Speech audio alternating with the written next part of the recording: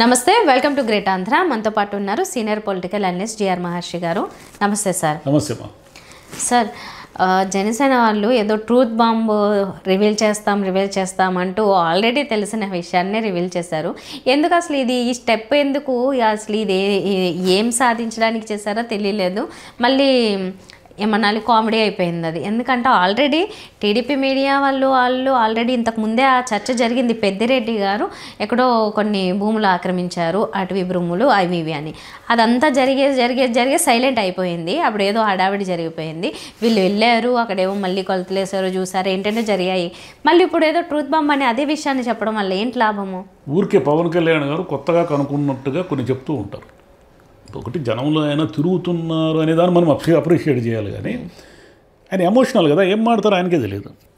ఈ మధ్య వరుసగా ఆయన మాట్లాడిన మాటల్లో ఇప్పుడు లేటెస్ట్గా ఏమిటంటే, పెద్దిరెడ్డి గారి అటవీ ఆక్రమణలను ఆయన హెలికాప్టర్ ద్వారా పరిశీలించి దీని మొత్తం అంతా ఏమిటి విచారించి మొత్తం ఎక్కడ ఆక్రమణలు ఉన్నా, అటవీ భూములను ఎవరు ఆక్రమించినా నేను వదిలేది లేదు, నేను అంతు చూస్తాను అన్నట్టుగా ఏదో ఒక హెచ్చరిక జారీ చేశారు. బాగానే ఉంది. దీంట్లో పెద్దిరెడ్డి గారు ఎప్పటి నుంచో చెప్తున్నారు కదా, అయ్యా నా దగ్గర రికార్డులు ఏవి ఉన్నాయి, మీరు కావాలంటే కోర్టులో సబ్మిట్ చేస్తాను, మీరు దాని మీద విచారించుకోండి, నాకేం అభ్యంతరం లేదు అంటున్నారు. ఇప్పుడు వీళ్ళు ఏమన్నారు, మదనపల్లి, పొంగనూరు, చిత్తూరు జిల్లాలో అనేక ఎకరాలను పెద్దిరెడ్డి గారు కుటుంబీకులు పేరుతో, పెద్దిరెడ్డి గారి పేరుతో ఆక్రమించేశారు. దీన్ని డిస్ట్రాయ్ చేయడానికి వాళ్ళు సబ్ కలెక్టర్ ఆఫీసులో ఫైళ్లను తగలబెట్టారు. మొత్తం ఆయన ఇదంతా ప్రభుత్వ భూములన్నీ తినేశాడు అనేది చంద్రబాబు నాయుడు గారు అధికారంలోకి వచ్చినప్పటి నుంచి ఆరోపిస్తున్న కీలకమైన విషయం. పెద్దిరెడ్డి గారు ఏమంటున్నారు, మీరు విచారించుకోండి అయ్యా బాబు, మేము ఏ విచారణకైనా సిద్ధము అని. అంతకంటే ఏం చెప్తాడు ఆయన ఏం చెప్తున్నాడు, మీరు నా మీద ఇవన్నీ ఆరోపణలు చేశారు, మా సతీమణి పేరుతో ఉన్నాయన్నారు, అది నా కొడుకు పేరుతో ఉన్నాయన్నారు, అదన్నారు, ఇదన్నారు, మంచిదే చేసుకోండి మీరు విచారణ అని ఆయన 1.5 సంవత్సరంగా చెప్తూనే ఉన్నారు. వీళ్ళు 1.5 సంవత్సరంగా ఈ మాటలు అంటూనే ఉన్నారు. మంగళంపేట దగ్గర ఈయనకు అడవి మధ్యలో భూమి ఎలా వచ్చింది, వారసత్వ భూమి అనేది వీళ్ళ పాయింట్.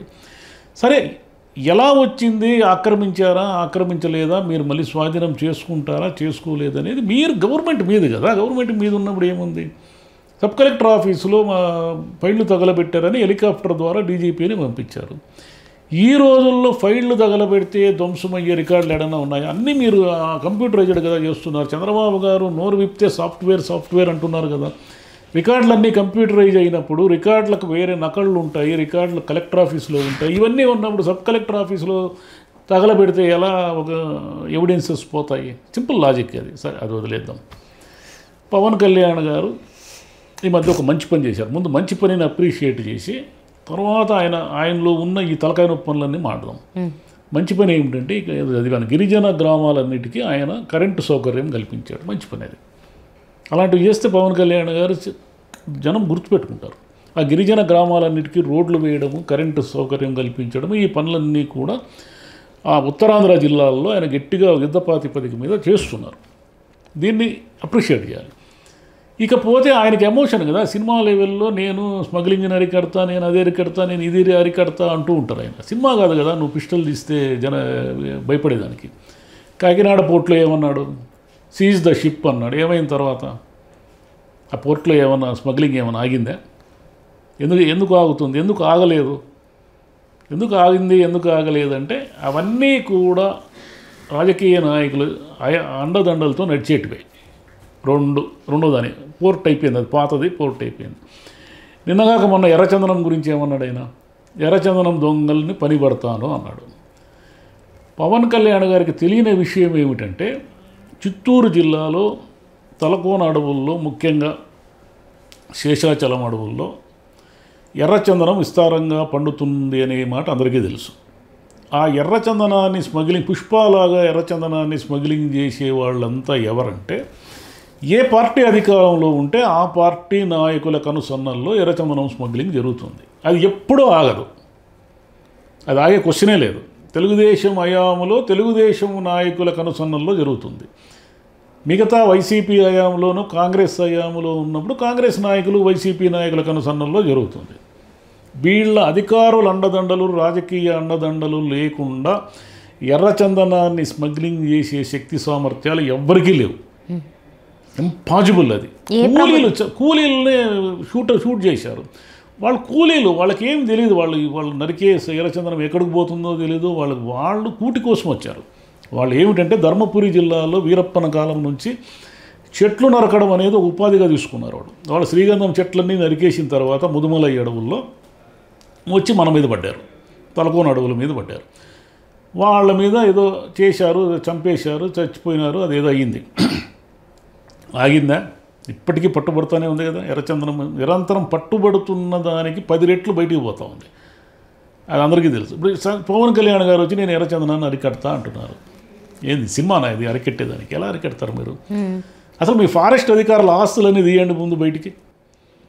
పవన్ కళ్యాణ్ గారికి చేతనైతే ఫారెస్ట్ డిపార్ట్మెంట్లో పనిచేస్తున్న, చిత్తూరు జిల్లాలో ముఖ్యంగా పనిచేస్తున్న కీలకమైన అటవీ అధికారుల ఆస్తులన్నీ కూడా వాళ్ళు ఉద్యోగంలో చేరినప్పుడు ఎంత ఉన్నాయి, ఇప్పుడు ఎంత ఉన్నాయి లెక్కలు తీస్తే అసలు ఎర్రచందనం దొంగలు ఎవరో తెలిసిపోతుంది ఆయనకి.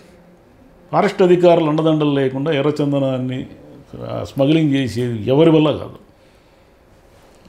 పొలిటికల్ లీడర్షిప్కు తెలియకుండా ఎర్రచందనం స్మగ్లింగ్ జరగదు.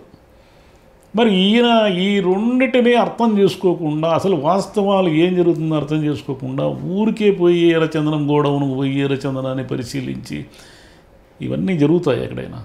ప్రాక్టికల్గా జరగవు.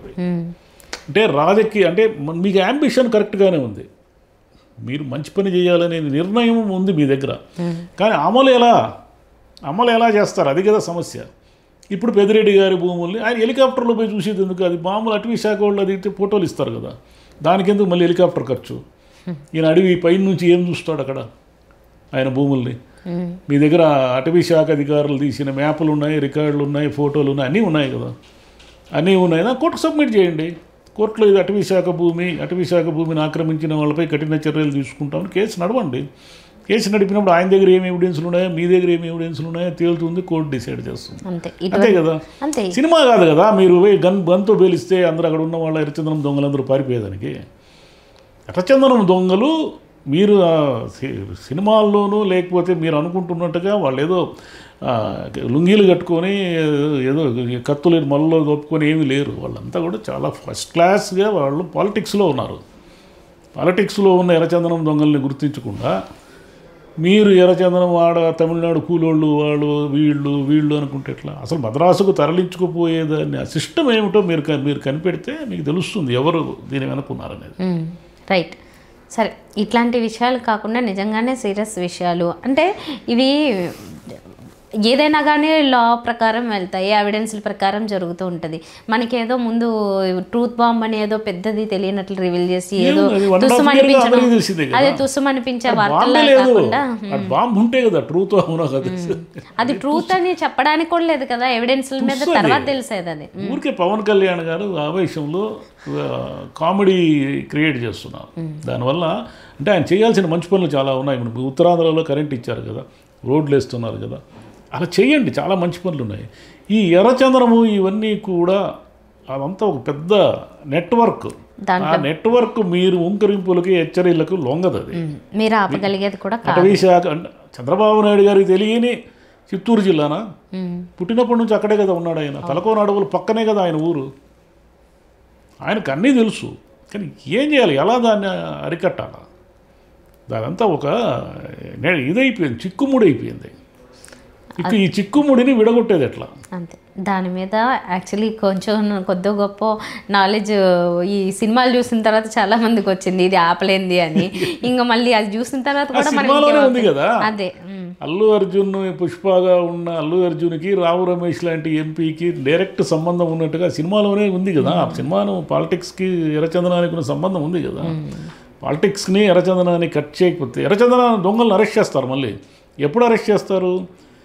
ఏ గవర్నమెంట్ ఉంటే ప్రతిపక్ష పార్టీకి చెందిన ఎర్రచందనం వాళ్ళందరినీ లోపలేస్తారు. అట్లా అనేక చట్టాల కింద లోపల 5-6 ఏళ్ళు ఉన్న వాళ్ళు దండిగా ఉండరు. మళ్ళీ వాళ్ళు బయటకు వస్తారు, వీళ్ళు లోపల పోతారు. Right sir. Okay, thank you.